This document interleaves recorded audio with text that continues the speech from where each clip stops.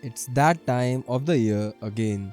New iPhones are out and we've got one, so let's just go ahead and unbox it. I'm Rohan from TechieTechTech and here we go.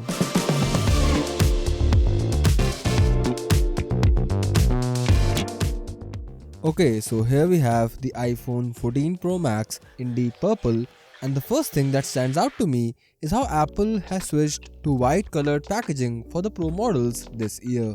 They always went with black boxes on the Pro models and white on the non-Pro ones until last year.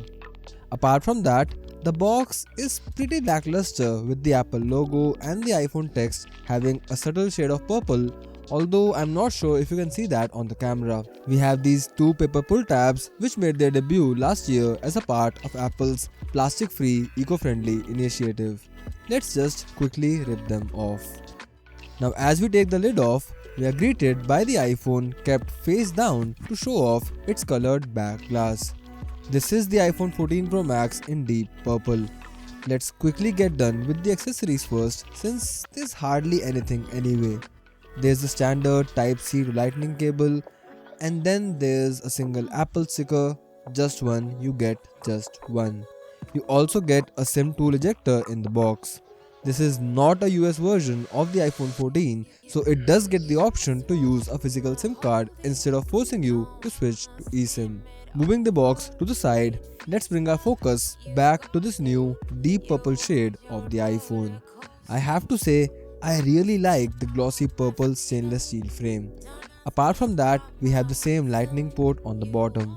Then we have the power button on the right side and the volume buttons along with the mute slider on the left side.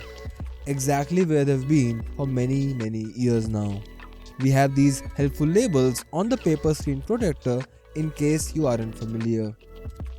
Now, if you look at the screen without turning it on, I don't know if the camera actually captures it properly, but if you stare at the turned off black screen, you can actually see that the pill shaped cutout is actually a much smaller pill which has all the Face ID components plus a circular selfie camera cutout hole.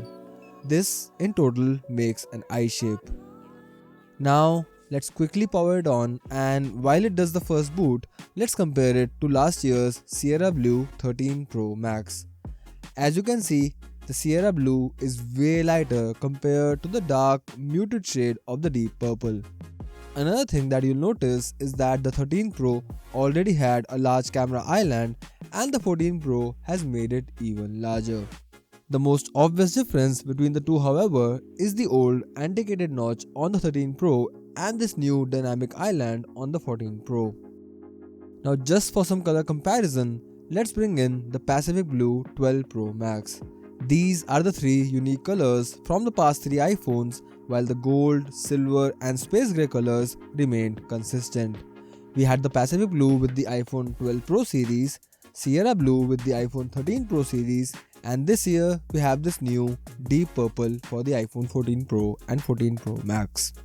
When you hold the 12 Pro and the 14 Pro together, it's obvious just how little has changed design-wise in the past 2 years. It's also interesting how the cameras have gotten so much larger in just 2 generations.